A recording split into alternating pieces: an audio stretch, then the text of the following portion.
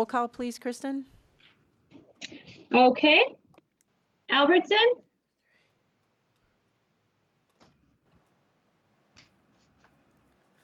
Albertson? Here. Bueller? Here. Hoyer? Here. Pauline? Here. Lallam? Here. Manti? Here. Rademski? Here. Roby? Here. Vilhauer? Here. Y? Present. Thank you. All right, thank you.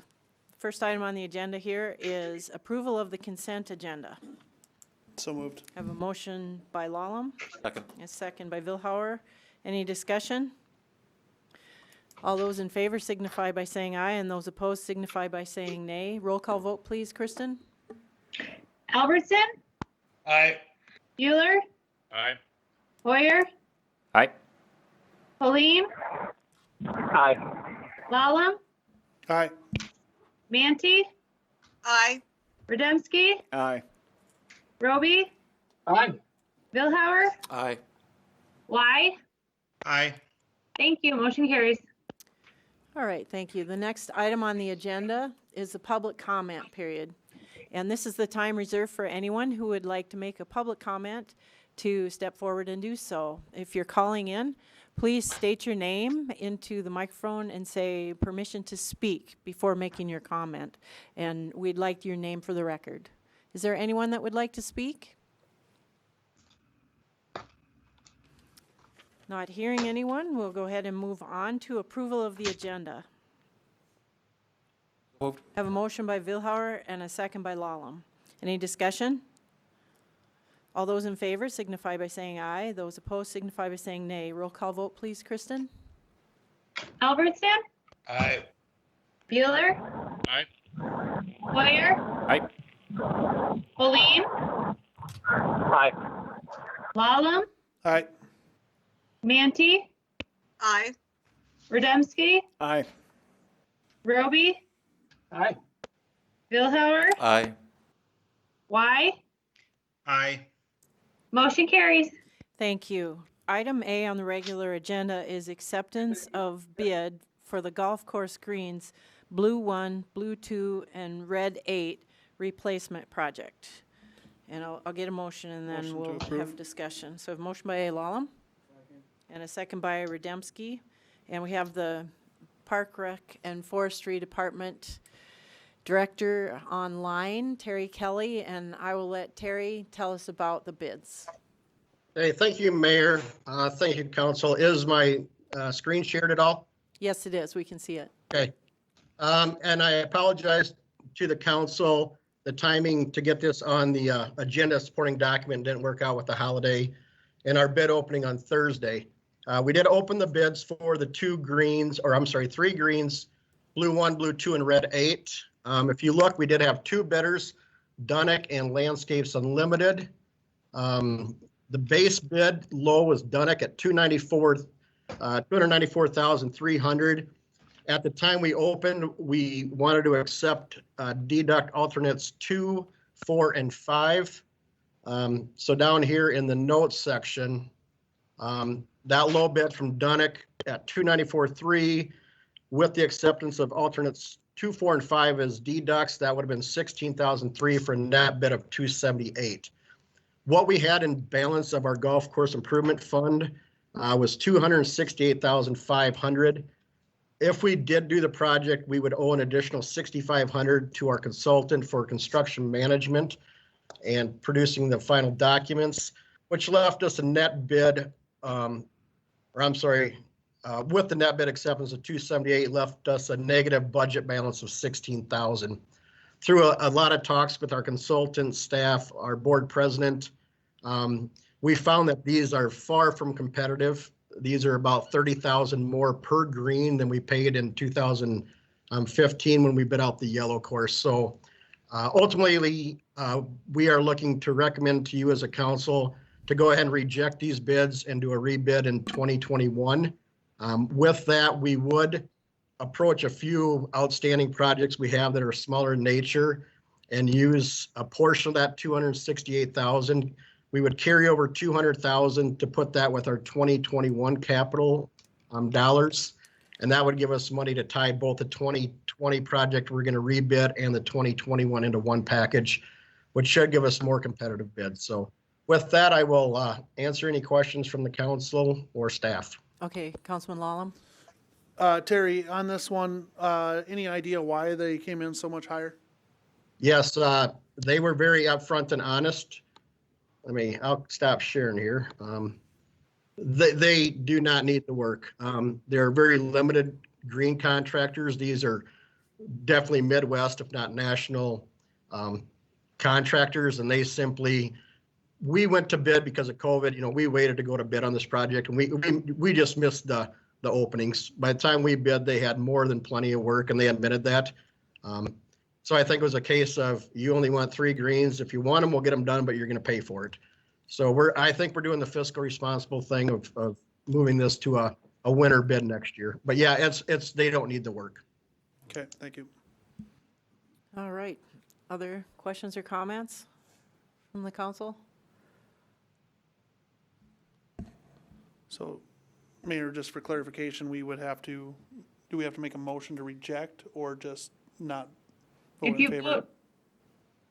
vote no, and it would not pass. If it doesn't Yeah. pass, then So we just vote no just versus motion a to vote reject? no rejects the bids, a Okay. vote yes accepts the bids Okay. and recommends it to the full council. Councilman Vilhauer? TK, this is Glenn, were you all the same mind, whoever was involved in the bid opening process? Yes, when we met post bid opening, even our consultants said, yeah, Okay, this is pretty steep pricing. We tried to balance and look in other ways to finance it, but ultimately it did not make sense to waste. I'm gonna shoot a figure of $30,000 to $40,000. If this was an emergency repair or replacement, we may have looked harder for additional dollars. But yeah, the group of 5 of us that sat and discussed this, we're all in agreement that this is the best thing to do.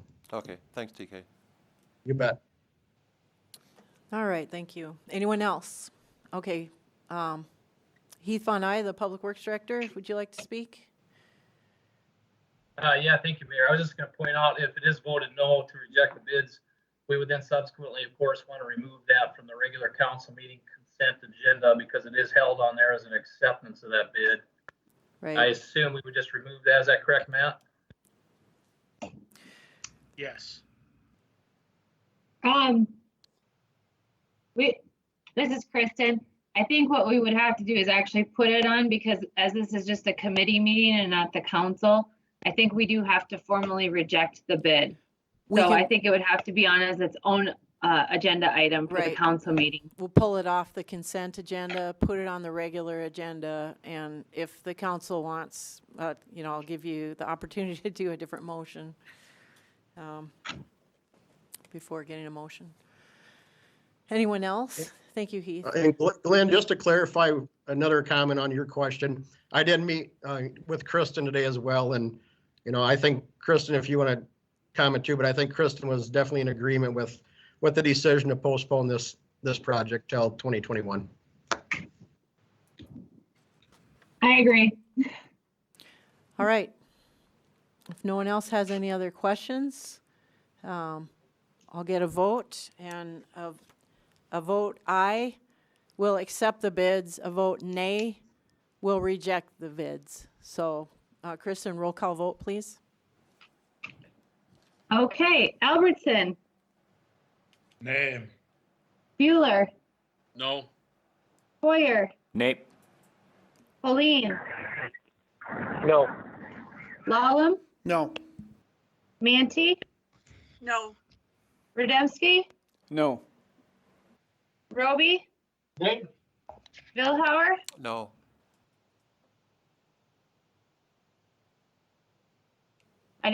Vilhauer, oh, no, why? No. Motion fails. All right, thank you. Item B is authorization for the mayor to sign the amendment and all applicable documents to the South Dakota Department of Transportation, SDDOT, Agreement Number 511739 for the right-of-way procurement associated with the Highway 212 Phase 2 reconstruction project. Motion to approve. I have a motion by Lallam and a second by Hoyer. And I would like the Public Works Director, Heath Von Eye, to tell us about this one, please. Absolutely. Thank you, Mayor.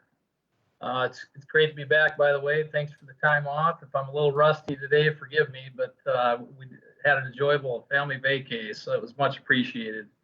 But getting back into business here, we have an addendum in front of the council regarding an agreement with the DOT. We executed the original agreement, if you recall, back in early March. I believe it was the first meeting in March. And what the agreement generally said was it was allowing the DOT to negotiate and procure right-of-way on the city's behalf due to the impacts of the Highway 212 Phase 2 project. As you all know, that the DOT is cranking out the Phase 2 components of that highway reconstruction project. And they're in the phases right now of procuring easements and rights-of-way that are needed. They brought an addendum forward to us. It's really a minor one, but just a formality that they needed to amend the original agreement. I'll share my screen here. There's one area that they want to exclude from the negotiations, that it's no longer needed due to some discussions with Watertown Municipal Utilities. So this parcel here is being omitted from the agreement. And then there's another parcel.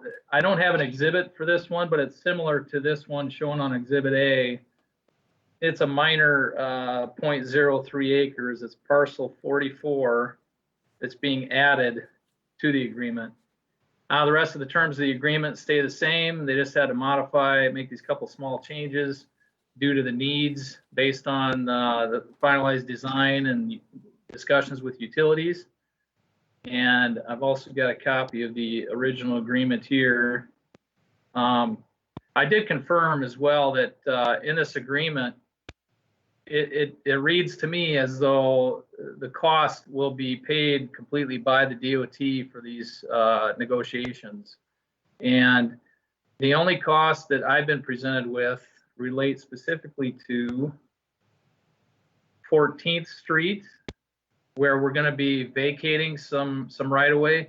They did ask that the city go ahead and work with them on running that vacation of that right-of-way when it gets to that point in the process. We're not quite there yet, but later on, and probably even further on as the project is completed, we'll look at vacating a portion of 14th Street right-of-way because of this addition of right-of-way that allows that north leg of 14th to line up with the south leg of 14th along Highway 212. But aside from that future cost for us to just run that vacate through our normal processes, the rest of these procurements, the way I read this agreement is the DOT will be purchasing these rights of way on our behalf. They'll be negotiating them on our behalf, and it should be pretty straightforward for us. I'd entertain any questions that the council might have. All right, thank you. Councilman Lallam? Hey Heath, we do not have those plats in this. Is that something that we need to look at, or, I mean, we don't really have, other than the legals being in the packet, there's nothing visual for us to look at, or do we need that or not? Yeah, great question, Councilman Lallam. That was Lallam, correct? Correct. Parcel 44 that I've highlighted here, that is the only one I don't have an exhibit for. 19B is included as this document right here on the right side of my screen. I assume you're seeing both these sides, right? The exhibit and then the text. Correct. So 19B is this Exhibit A, and 33A is this exhibit that relates to 14th Street. I did, and I apologize for the timing of this, I did request an exhibit for parcel 44 for our records, but we do have the legal description that I've highlighted here. And again, it's going to be something similar to Exhibit A, just not, it being a different location, of course. So if the council is comfortable with that, I can administratively review that exhibit and ensure that, it's appropriate and matches the legal description after you guys' approval of this addendum. Thank you. All right, any other questions or comments? Don't see any hands up.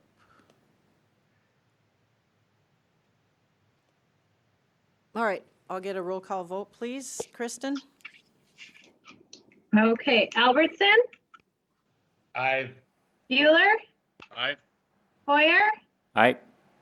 Pauline, Aye. Lallam, Aye. Manti, Aye. Rademski, Aye. Roby, Aye. Billhauer, Aye. Y. Aye. Motion carries. All right, thank you. Item C is the 2018-2019 winter and 2019-2020 winter snow event presentations. And I see the street superintendent, Rob Bainan, is here, but I'll see if Heath wants to introduce this. Yeah, absolutely. Thank you, Mayor. So you are correct. Rob's going to be the primary spokesperson tonight in regards to the street division of Public Works and their efforts, not just from this recent winter, but the winter before. In conversations with Rob, it's my understanding we just, due to scheduling and conflicts, we didn't get a summary to the council last year for the 2018-2019 winter season. So he's going to go ahead and give a brief summary of both the last two winters as far as the snow events that occurred, kind of an impact on the operations that each one of those seasons had. And then subsequent to that, in old business, we'll go into a more specific, a more detailed discussion on the use of snow gates. You'll remember earlier this year, we did talk about those, and we needed to kind of dust off that discussion and move forward potentially with some decisions, maybe yet today, maybe in the near future. So I'll hand it over to Rob, and he can give us a summary from the Public Works Street Superintendent standpoint on the snow removal processes the last two winters. Thanks, Mayor and Heath. Okay, so yeah, like Heath was saying, I'm putting this together, a brief presentation about the last two winters. I like to do these presentations in November, so you see what was from last winter and what to expect this winter as far as costs and time and things like that. So I'm going to put my screen up here. Let's see.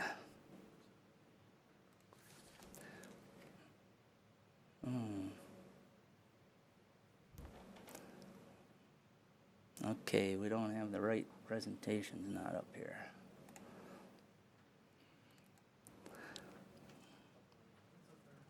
Oh, it is? Oh, yeah, it is. Okay. All right. There we go.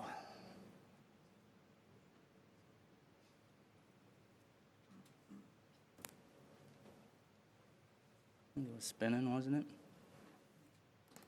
Try it again. There we go.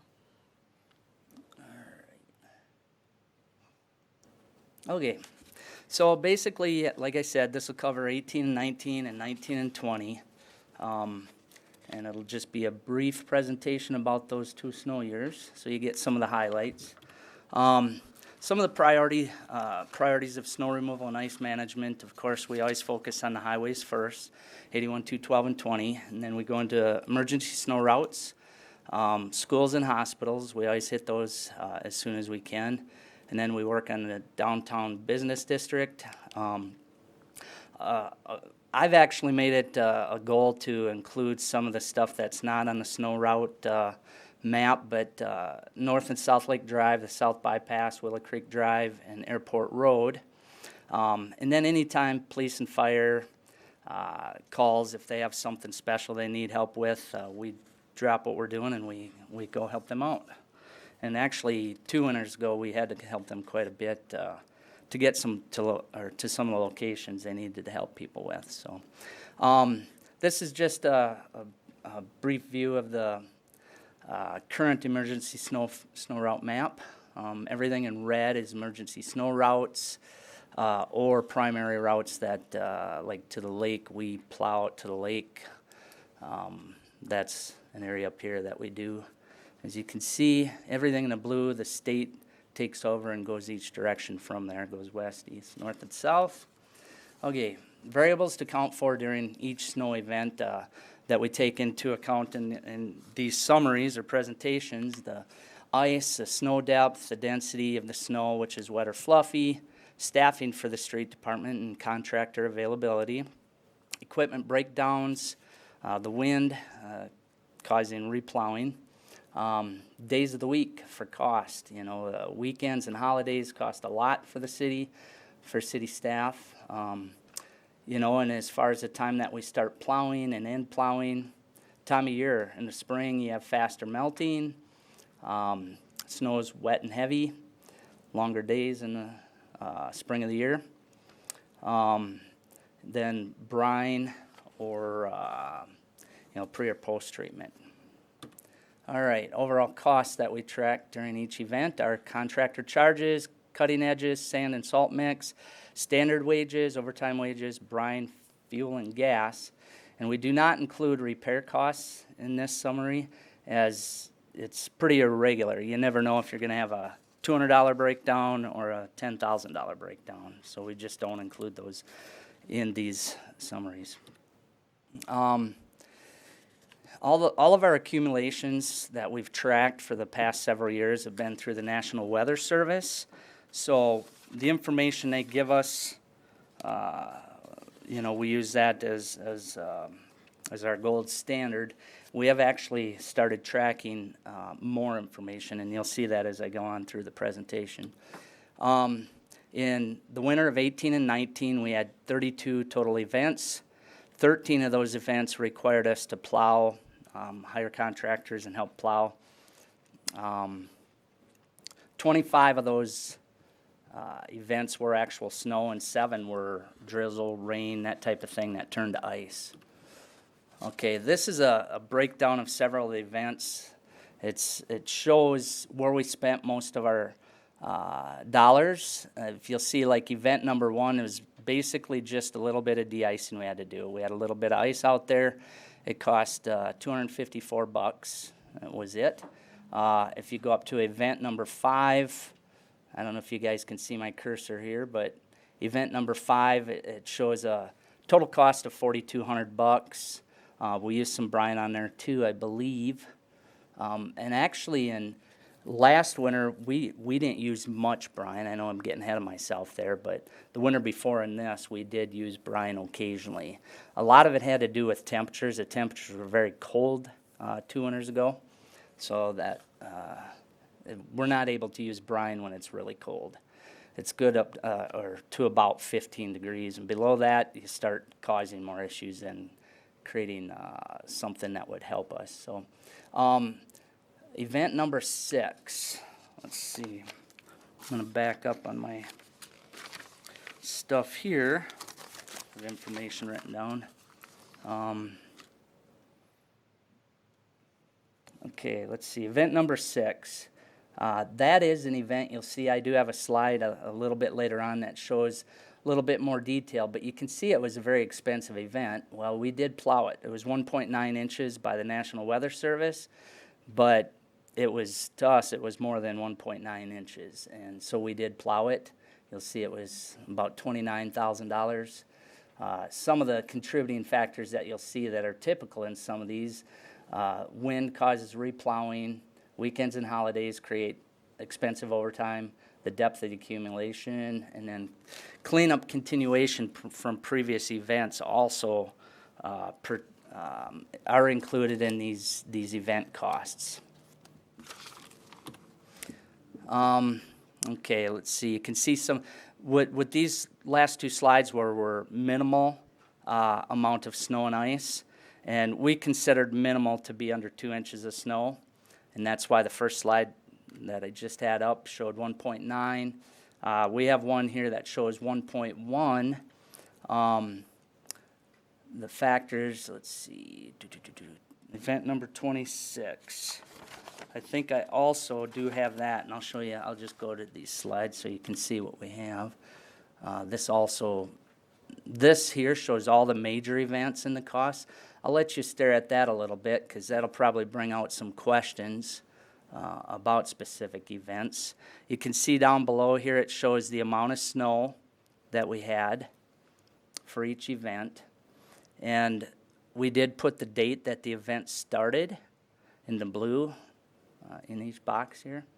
And then the cost you'll see up here, the green bar represents the total cost of the event cleanup. We had some expensive cleanup costs. For like this 10-inch snow was about $62,000. This 2.3-inch snow is $65,000. But what contributes to that type of cost, this event number 10 was $62,000. Shortly after we had snow roll in that we were working on cleaning up, it was $65,000. I would assume, based on what I see here, is we were still cleaning up piles and stuff downtown and parking lots, areas like that, the library, things like that, where we haul snow out. And it costs us, we still have contractor costs after the streets are clear. So that's why you'll see some of those costs carry over from one event to the other. You'll see event number 32. I have some detailed information I'll show you on that. But that was the large event of 25 inches of snow. Down here, I'm going to minus this out. Down here it shows 25 inches of snow. Event number 32 was $78,000. Okay, let's go on. Here's event number 6. When I was telling you about that, this is a breakdown, more detailed breakdown of the costs and the type of things we ran across. Wind, the temperatures usually, which sometimes we have temps on there that cause some issues too. So total hours it took us to get all the streets and alleys cleared from curb to curb was 57 and a half hours. Now that's a long time, seems like a long time. It really depends on when we start. This was a Saturday through the following Thursday that this cleanup occurred. Now, we did sand on a Saturday. We had 5 staff members in on a Saturday, I believe. 5 personnel came in on Saturday, performed sanding operations. We actually didn't start the plowing, I believe, until possibly Sunday. But anyway, the accumulation took a while to get there. It was only 1.9, but we had to plow it. So that ended up being an expensive cleaning in itself. So let's see. The reason I wanted to bring event number 22 up, this actually, everything fell on the right days. You had a Tuesday and a Wednesday. The snow fell, and it what do we have, 2.5 inches of snow it showed through the National Weather Service. It fell and it stopped, and we started cleaning, and it took 28 hours to clean it up from start to finish. And it was every road and alley in town, which that's pretty good. That my goal is to get down to 24 hours, and when we have the right days of the week, we don't have any holidays, we don't have any, real wind. This had some wind speeds. I see we had gusts up to 33 miles an hour. I don't know if that was for one day or what it was. Maybe in the future we can track a little bit more information for that to show you guys that. So yeah, that was pretty fast clearing right there, event number 22. Event number 32, that's the one you're curious about, I'm sure, from 2018-19 winter. That happened in April. Let's see. Yeah, April 10th through the 14th is when we basically had snowfall. That was $78,505 to clean that. Now, you see contractor charges were $39,000. That was pretty expensive. Cutting edges, we had about $4,000 in cutting edges we changed. Sand and salt, there's $3,000 worth of sand and salt mix. Overtime wages, almost $17,000 there for overtime wages. Standard wages weren't so bad. Fuel and gas was about $9,000. I am going to ask the question. I know we worked on getting FEMA reimbursement for this. I'm not sure if we received anything from FEMA yet, but we did work quite extensively on that. Is anybody aware if we did receive anything? Kristen? Heath? You know, I'm not aware of that one. I know that that spring storm event was part of the one of the disaster declarations that was made in the spring of 2019, and that was part of some of those disaster declaration. Kristen, are you familiar with where that landed as far as any reimbursement for those costs? We just received our reimbursement for the blizzard from FEMA about a week ago. Okay, let's see, I have, okay, I thought I had a continuation of that slide, but anyway, our staff does strive to clear all the cities and streets and alleys in the, or streets and alleys in the city in the shortest time possible. We had 13 total plowing events in 18 and 19. 3 events we cleared in under 30 hours, 3 events cleared in under 35 hours, between 30 and 35 hours, I should say. 5 events we cleared between 50 and 58 hours. And 1 event took us 66 hours, and the largest event I just showed you took 95 hours to clear everything. And that last event, that actually included up cleaning all the piles and everything. That was the last event of the season. We cleaned everything up, hauled it out, and filled our snow holes. That season, we used only 1,500 gallons of brine. That was only $155 of material. Tonnage of salt and sand mix, we used about 4,000 ton. That comes in at about almost $89,000 mixed. And that year, our salt price was $79.50 a ton, I believe, for just straight rock salt. Our workforce, this shows our average for the year. We used 32% of our workforce was contractor help and 68 was the city staff.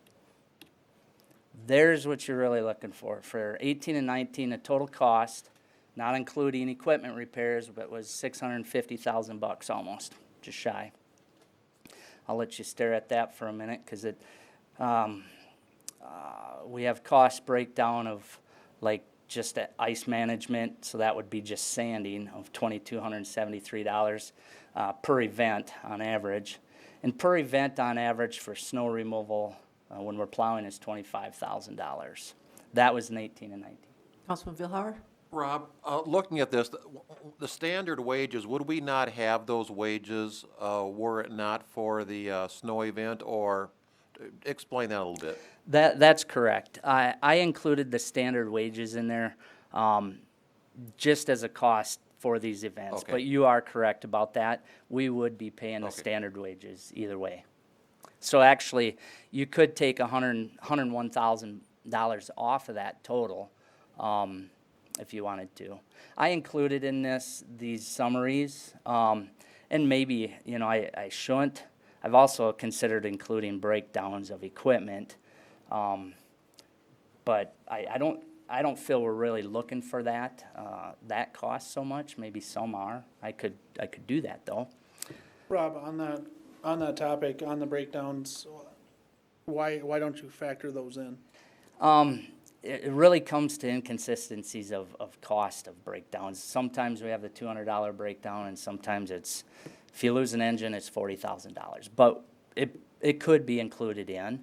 You know, we've thought about doing that. We've talked extensively about doing that. We just haven't. And it really does play into it, but it's kind of one of those things too.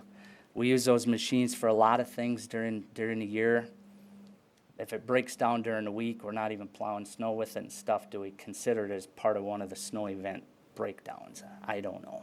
Well, to me, it would make sense to at least plan for it and maybe take a 5-year average type of deal where you're looking at it and saying, well, you know, on an average year, we're gonna have one of these breakdown, we're gonna have it, you know, and obviously you can't directly, you know, put that to a snow event unless it's something that happened during that snow event, but Right. it has to be something that has to be factored in, and it might be, you know, maybe it's breaking a plow or breaking a wing or, you know, something along those lines, or it's, you know, snapping a rod on something, or, you know, blowing a tire, as far as that goes. And we could do that. It'd be very simple to track that cost.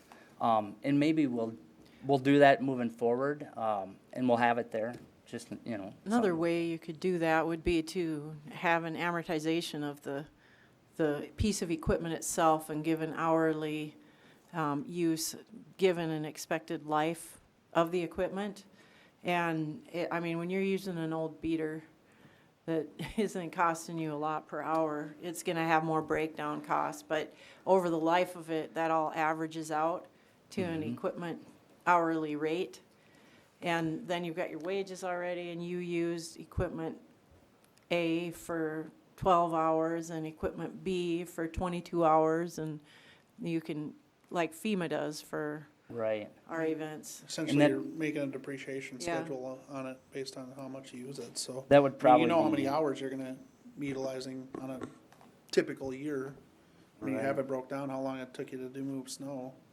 You Mm-hmm. could break that down on what your cost per equipment is based on the hours used Yeah. for that. And you'd have some sort of, if nothing else, it's just an idea that, you know, on a typical snow year, we're gonna have this breakdown or this amount of dollar amount that goes towards it, cause, yeah, you use those in the summer and the winter, but everything, when it gets colder, it's harder on all the equipment.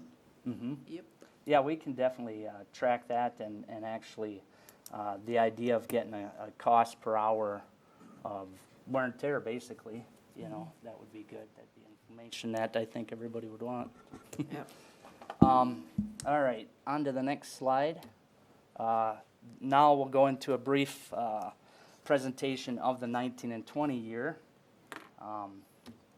Okay, we had 16 total events.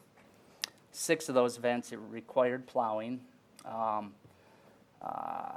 You know, when I say 11 snow events, there was 11 total, but not all of them required plowing. Some of them we just had to sand. This talks about the National Weather Service. You know, we've been using them for years, but we've found some inconsistencies, and you'll see I have an example of that in the snow depth. So we started using NOAA as well. I've been half tempted to have us as a third measuring depths at like our street department, our street facility. But so far, we will, moving forward, include National Weather Service and NOAA as the 2 sources we use for snow depth. Okay, the minimal snow breakdown, you'll see, it's very similar to what we're showing in the last presentation. This one here was 1.9 inches, and it cost $10,000 to work on. I think we did actually do some plowing in town, and I do have event number 7 showing in a couple slides down the road here, and it'll show a little bit about that. I'm going to move on through this fairly fast because we have everything to talk about. The major snow and ice event cost breakdown. You'll see, what do we have? Event number 8. We'll talk about that. I'm going to move up and show you that one. Event number 11 cost quite a bit. Event number 8 was over a 2-week time span. So we just put it all in one event because we kept having snow pretty much every day. So we kept at it. Instead of breaking it down into several events, I called it one event. Okay, event number 7, the 1.9 inches snowfall.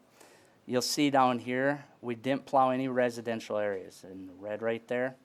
But we did, if I remember right, let's see, we did kick back drifting because some areas just completely drifted in. Did emergency snow routes into schools. I think we did downtown too, yes. Cleared downtown corridor at 5 a.m. to 9:15, so we did that. That's why it was a little bit cheaper to clean in this one because we didn't do all the residentials. We did the downtown, the highways, snow routes. Event number 8, let's see, yes, this is an extremely expensive one. This went through a 2-week time span that we were clearing snow. And really we had the first part of the event was about 38 hours to clean. The second part, I think, was 75 hours. It just basically kept snowing. So we had $74,000 in contractor charges. Cutting edges, it's pretty similar to what you saw in a 25-inch event. Sand salt mix, we spent a lot, $21,000 on sand and salt mix. Overtime wages was quite a bit. Standard wages was about the same as overtime wages. So there you'll see this is a breakdown a little bit more from that same event. The days where the wind was an issue, well, some pretty high winds there. We did pre-brine some of it, highways, emergency snow routes. But anyway, that gives you a breakdown of what the cost was on that. We could have broke it down into several events, but it really didn't give us a break for 2 weeks there. That's why we just put it all down as one long event. 38% of our help was contractor help, 62 was us, street department. Total gallons of brine placed in 4 events was about 3,000 gallons at $300. The brine has went up, by the way. I'll explain that a little bit. The sand salt, you'll see, was $68,000. Now that's only $20,000 less than we spent in 18-19. You'll see down here, our salt costs increased in 2020 to $125 per ton, which was a 36% increase.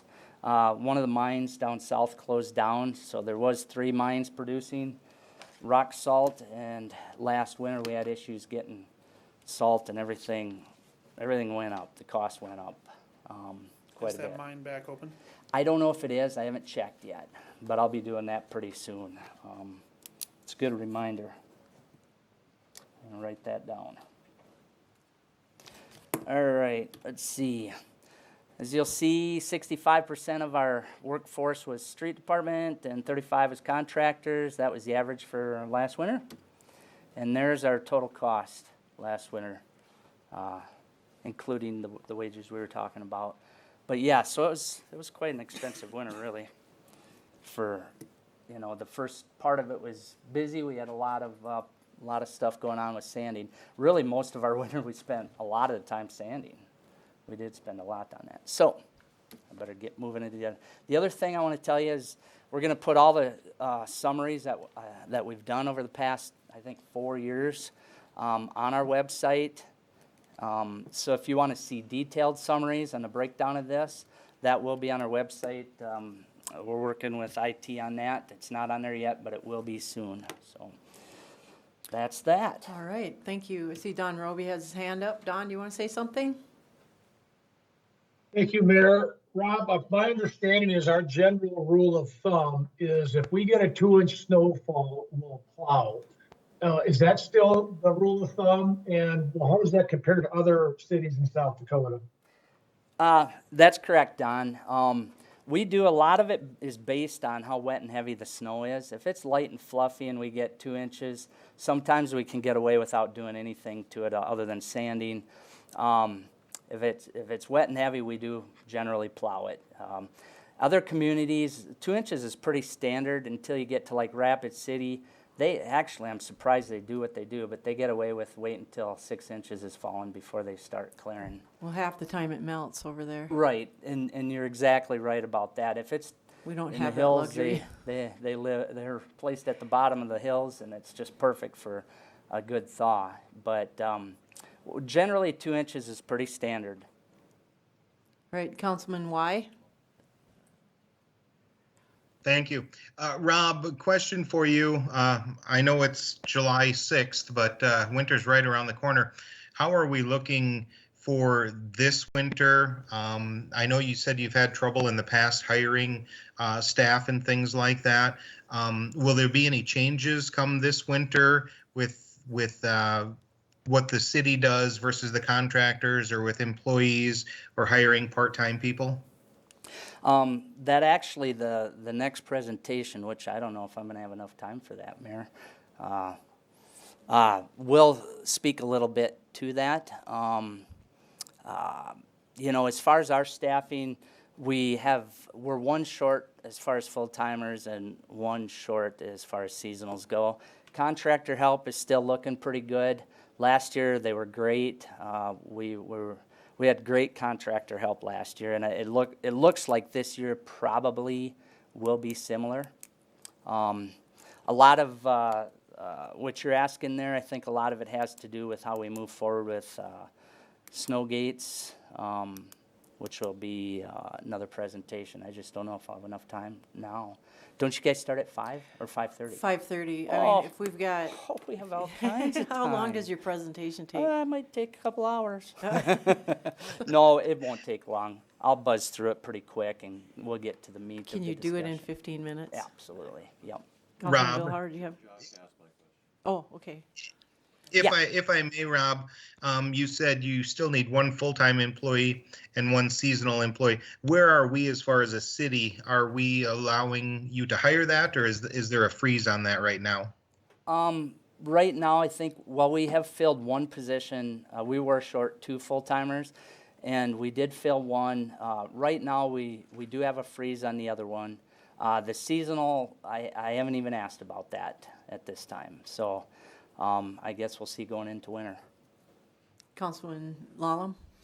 Rob, a question for you. If you would look at, what we pay our contractors versus if we were to hire, is there a cost savings benefit to go with the contractor help versus having staff on and buying additional equipment? I mean, obviously, there's gonna be initial upfront costs, but Yeah, the upfront cost, equipment's so expensive nowadays. The one thing that's tough about, and contractor help is, I mean, it's expensive too. Generally, you see about $4,000 per snow event to hire one contractor blade. That's about what it costs per event. It's about, I think, $2,500 or so for a loader, a hired loader per event on average. And that's based, a lot of our events, when you're talking 2 to 8 inches of snow, it's pretty similar on the motions as far as motor graders go, but when you start with loading snow up into trucks, that takes a lot longer when you get 8 inches of snow. I'm just wondering, cost savings, would it be Yeah, better to have ours versus theirs? Right. That's really hard to say which way. I mean, if you're looking at a long-term investment, basically having staff and our own equipment makes sense because you have more control of that. Contractors, a lot of times they have something going on, they have some other commitment, or of course they have breakdowns too, but a lot of times we can work around our breakdowns because of either shifting other staff into a different piece of equipment to still continue going. There's times when we have snow gates break down and there's a certain area we can't snow gate because it's broke down, and we have 3 snow gates total. So we keep rolling, we don't just stop, and it's just those people don't get the snow gate at the time. But I would personally, I like having our own staff too, as much as we can, and our own equipment, because we have more control of doing a better job or a more timely job. We do have to rely on contractors when they can get there. Sometimes they can't get there at the same time we would like them to, or like them to start. They have previous commitments or other commitments that they have to do first. So that becomes an issue too. There's a lot that goes into that. Really, that Definitely need question. to consider that, though. Councilman Bueller? Yes, Mayor, thank you. My question, some of the questions I have already been answered, but I do have a question. How do we determine where, what part of town we use the contractors in? It's a good question, Bruce. Last year was the first year that I used any contractors. When I first started, Pinky Burns was doing up in River Ridge, but a little bit after that, we moved to have all of our city staff work on the main core of Watertown plus the outskirts like River Ridge, North Ridge, Eastwoods. But last year I did something different. I had a contractor hired to work on everything north of 14th Avenue and east of 19th Street. And we assisted that contractor at times because they didn't have enough help, but we would assist in helping either plow or run loaders. I actually did have other contractors hired to help out that main contractor up there. That was a choice I made based on what we had for staff and what we had for equipment and where we were running, where we were trying to snow gate. We were trying to snow gate the core of town from 212 to 14th Avenue, 19th Street East to 21st Street West. That core we were trying to get done with the snow gate, and everything outside that, I pretty much hired contractor help to do. We were able to do some of it ourselves, like Derby Downs. We did that with our city staff all last winter. And part of that is to, a little bit of, on my end, is experimenting with, you know, time frames and stuff like that with us doing it with our staff. So last winter we did have, everything north of 14th and east of 19th we had contractor do. South of 212 most of the time we had a contractor do, for all the way from the east end of town clear out to 33rd Street by UPS. They did that. And then the lake also, we of course have had the same contractor for over 25 years doing the lake. When it drifts and we're done with the whole city, a lot of times our staff works on the outskirts to kick back drifts and that type of thing. So, but yeah, it's been a decision I've made based on who we have for help, and what I feel is efficient, good contractors for each area. Councilman Hoyer? Rob, really good presentation. What I would maybe ask, and it kind of ties into what Adam's getting at, if it does seem more cost effective for us to take on more staff, might we look at coming up with like a 10 or 20-year plan where we start to phase in some more equipment, some more employees, that maybe we can start to build up that force? We don't have to do it all at once. I just think it's going to be beneficial long term if it's more cost effective to phase out some of the contractors, because that does seem to be our biggest expense. But if we can get a force that makes sense, then maybe we look at doing that incrementally over time. Well, not to mention, was it 2 years ago, we were wondering if we'd even be able to get enough contractors, so. Yeah, I was It's a pretty worried. concern, it's a concern we're gonna have going forward. Right. And another thing I mentioned previously months ago was, as we go through time, a lot of younger generation, they're not starting a new business and picking up where their parents or family left off. We're just kind of seeing a shortage of younger people taking up that line of work. Right, but with everything that's going on in the economy right now, we might see a turn to that on the other side for people just looking for good quality work that's going to pay well. Yep. So. All right, thank you. Any other questions, council?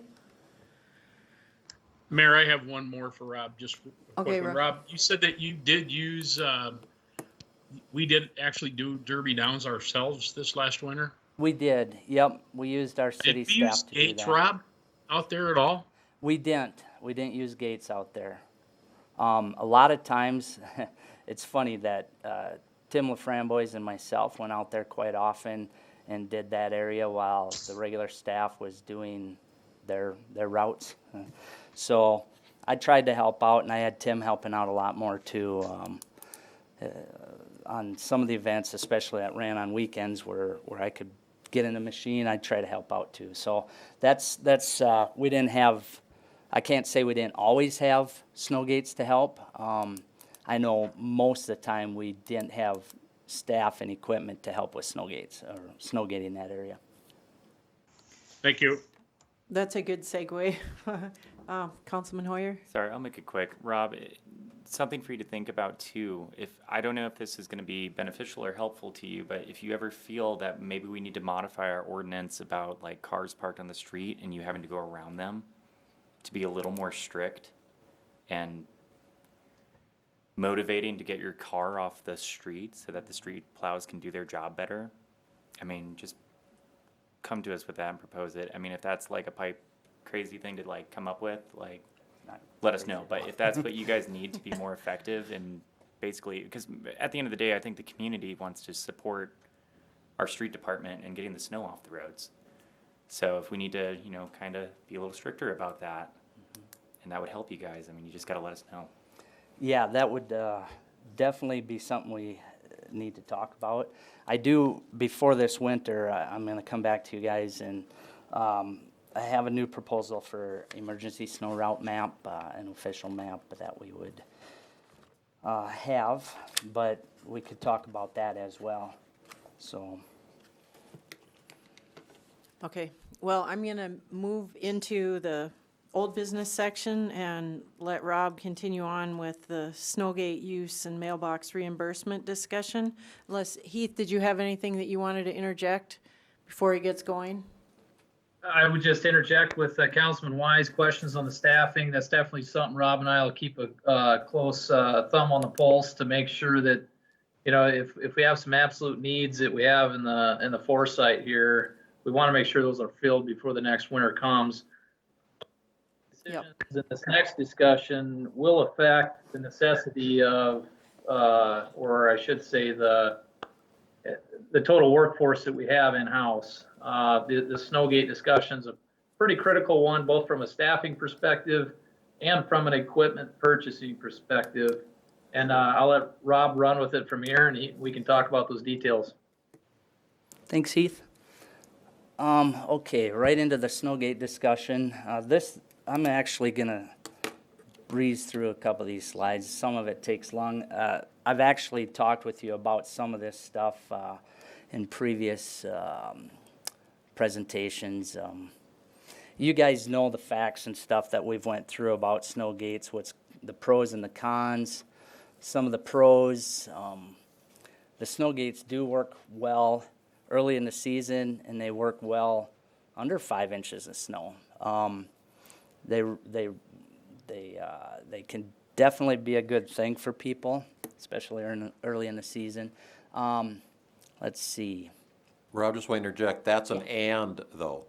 What's that? It's an and, not an or, so under 5 inches and early in the season. Yes, that's the way I think of it. I mean, late in the season, yeah, you can get 2 inches of snow and they'll still work, but late in the season, you're continuing to narrow up the road because you have to move away from the existing windrow to be effective. Early in the season, you don't have a windrow, or it's close to the curb line, and it doesn't affect the width of the road, and you're able to do a pretty good job keeping some of the snow out of people's driveway ends. This isn't showing on Teams, is there? Oh, it's not? Is it showing on Oh, I'm sorry. other folks? I don't know if it's your fault. Oh, it's showing? Mine's frozen then. I'm not seeing it. Heath, are you seeing Snowgate No, pros? we're still seeing the last slide of the last presentation on ours. So you gotta share your screen again. Oh, maybe that's it. Yeah, I bet you. Okay. Let's see. Oh, I'm going to bring up this Teams. All right. And then I have to reshare. And can you guys see it now?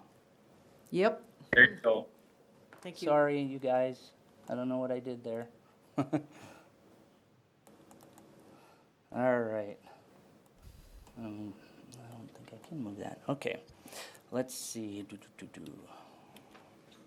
Okay, now I can't. No, I can't do anything. What happened there? That lock up on me?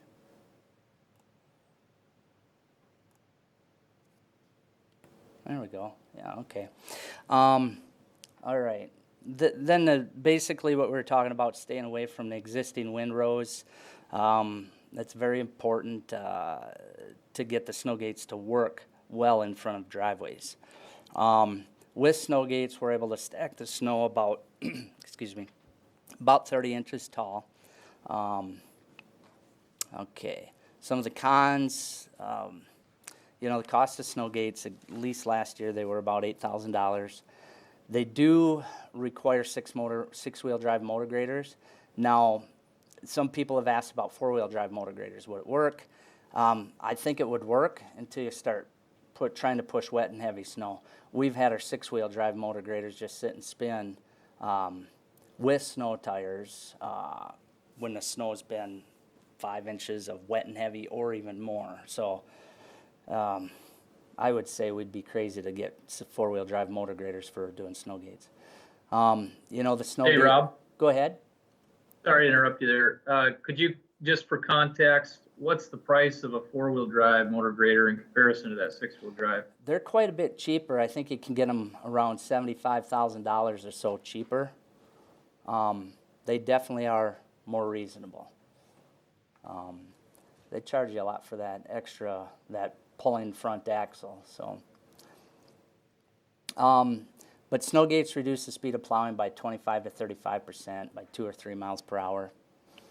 It is harder on equipment, repairs. Let's see, operator fatigue. That's a big deal. The guys that are running those are constantly looking down at the gate and trying to operate it and look ahead and not run into anything.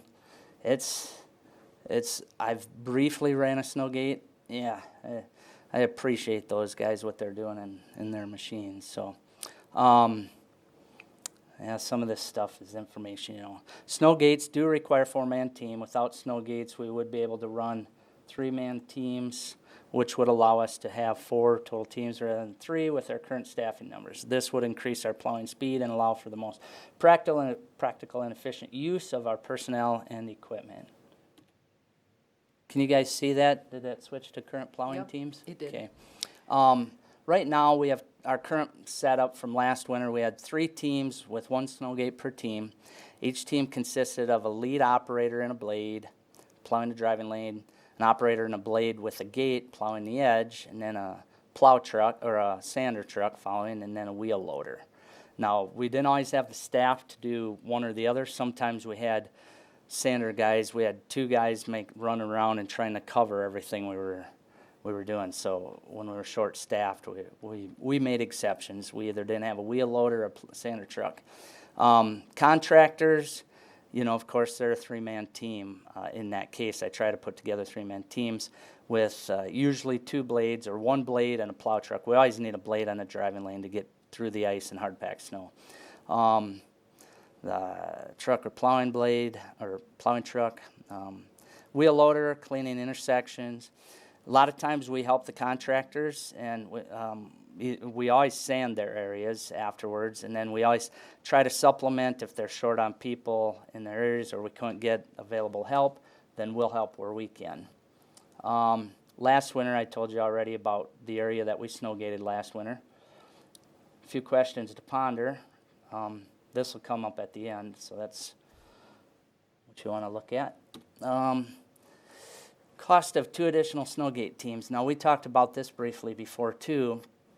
Each gate or snow gate machine new is about $330,000 a piece. 4-wheel drive motor graders at $250,000 a piece, probably a little bit more than that now. Contractors are about $4,000 per event for a blade. New front end wheel loader, $190,000 or so. Contractor loader, about $2,500 per event.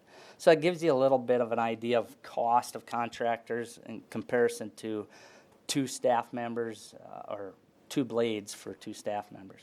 Now, if we were to grow the team to basically handle or have 5 snow gate teams in the city, we'd basically have to have eight more people than we do. Now that's a lot of people. That's a lot of staff. I know the question's been brought up about, do we have work for those people year round? Depends on how many potholes we have. I think we could use a lot of people. We could keep them busy, but it's pretty astronomical when you're looking at 5 teams. Could we do it with 4? Absolutely, we could do it with 4. It'll just take longer. Right now, we try to, last winter we worked with basically 3 city teams and 3 contractor teams. Now, we had to fill in with the contractor teams and help them out. We weren't always able to get the contractors we needed. But this is based on the idea of creating 2 more Snowgate teams, and we currently have 3. This is basically, you guys have seen this before. This just shows how if we had a 3-man team without a Snowgate, you have a blade doing the driving lane because you need to scrape that down. You need a sanding truck, and then you need a loader to clean up the windrow at the intersection. If you have a Snowgate team, you have 2 blades, of course. First blade in the driving lane, second along the curb, sander truck, and then we do try to use the gate to help clean up the intersections a little bit, but we still come back with a loader if the snow is deep enough and clean those up with a loader. Snowgating the entire city. Of course, this is kind of going back to pros and cons a little bit, but Additional costs of snow tread tires, additional costs of motor graders too, because we buy six-wheel drive motor graders for snow gates. It costs more in fuel when you're running six-wheel drive. It does take longer to do snow gates, we talked about that. All right, storage facility, more equipment, and it is kind of difficult to find qualified operators. We did talk about. Councilman Vilhar has a yeah, question. go ahead. Back up your last slide. The last point there. I've had people comment to me, and obviously there's self-professed experts out there and everything, that say the reason it takes longer to do it and doesn't do as good a job, you guys don't know how to run the snow gates. Would you mind responding to that? I mean, I defend you guys to hilt when those comments are made, but I guess I'd like to hear what you have to say and I'm sure you've heard those same comments. Everybody's an expert. Yeah, I appreciate that. It is tougher at times to find experienced staff members, depending on what we're hiring them to do out of the gate or right when we've hired them. Most all the time, we don't put somebody new in a piece of equipment like that. We have had a couple times we've thrown in operators that have been with us for 3 years into a snow gate situation, and they learn while they're doing it. Snow gating, it's one of those deals you can't just send them out in a plowed field and say try it. They have to see what they're doing next to a driveway. So we do send them out, and it's not always ideal. But for the most time, our operators, after a short time, after you lift that gate 9,400 times in one snow event, or I shouldn't say that, it's not, 3 guys, between the 3 of them lifting that gate 9,400 times, plus intersections, they're probably close to 15,000 times. But you get good at it, and that's, I would say our operators are very good at what they do. We spend plenty of time doing that. But we occasionally do get people that are new and we have to train them in. And the growing pains of learning does affect our finished product. So, and then go ahead. Is that Don Roby? Go ahead, Yeah, Don. my hand's up. Rob, my question is this. If I remember from past conversations on this, the further you get down the street, the less effective the snow gate is. Is that correct? Yeah, the beginning of the street, you generally don't get your mold board emptied out completely before you hit the next driveway. Like the Yeah. beginning of the Okay. street, you're definitely do a better job cleaning because of the way the snow gate works and the mold board emptying out. Okay, so aside from the extra expense, maintenance, et cetera, I think there's an equity issue here. In other words, only certain people benefit from snow gates where the rest of the community has to pay tax dollars in for the few that benefit for that. Is that an accurate statement or am I overplaying that? I think that's very accurate. Thank you. I did, last year, we talked briefly about what it would cost if we did hire contracted skid steers to come in and help us out. Now, this was based on our current pricing last year, an average pricing of $80 per hour. For skid steers, they'd have to be 2-speed skid steers to actually do it quick enough, 14 miles an hour to get in between driveways or into locations to plow. And we figured it out at every 4 minutes it'd get a driveway end cleared. We figured 9,400 resident driveways that we would do. And if we did it in a 24-hour time frame, we figured it'd be about $50,000 worth of hired help. Now, it's extremely expensive to look at it that way. That's something to keep in mind, too. Yeah. We need Then- to wrap up within the next. Yep, this Few is it. minutes. That's the last slide right there. Real quick. Oh, I'm sorry. Well, I'll bring up the mailbox thing at the next presentation. Yeah, that'd be good. But- Councilman Hoyer has a question. So going back to that $51,000 number, that came up earlier this year, and I had somebody also point out, like with our current population per snow event, that really only equals $2.37 per household. And- extra per snow event to do the skid steer thing. Right. And It's feasible and possible, if you look at it, like other communities spend a lot more on snow removal than we do. I believe personally, now this is just my thought, I think we're extremely conservative when it comes to snow removal. You know, it's a service that I guess you guys will have to figure out if it's something that the people want. Rob, how many communities, Class A communities, have snow gates or use snow gates? Do you know right offhand? I used to know that. I'm not prepared for that question. Fair enough.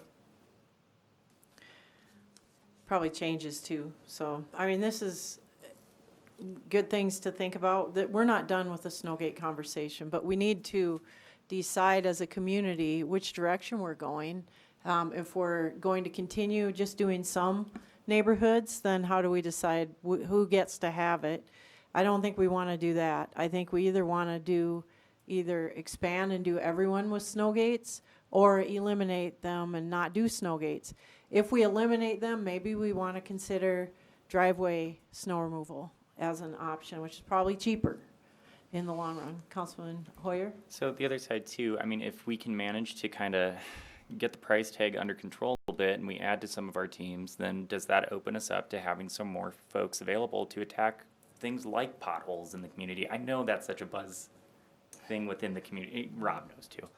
But, you know, if that's fallout from this, then is that so much a negative thing as long as we can find a way that fits the budget too? Right, as long as we can make it. Right, and then fit it's in our not cheap to budget. fill things, but like, Right. I'm just saying, Yep. if we can get to that point, maybe that's not such a negative. And if we have to forfeit a snow gate that doesn't even work for parts of the community anyway, Right. what's the lesser evil? Yeah, and I know the snow gates would be, certain areas of the lake area would work, but there'd be other areas that'd be tough. Something I didn't mention is the consideration of same equipment we have, but just having a nighttime shift. That would reduce the cost Yeah, of we've all talked this about extra that equipment. So that was several something I times. wrote down here, forgot to say that. I was trying to buzz through the slides too quick. So anyway, that's Yeah, it. very I'll good. bring up the mailbox stuff at the next presentation. Yeah. Yes, thank you very much. Nice job, Rob. Thank you. All right, is there other old business to bring up? Councilman Roby, your hand's up?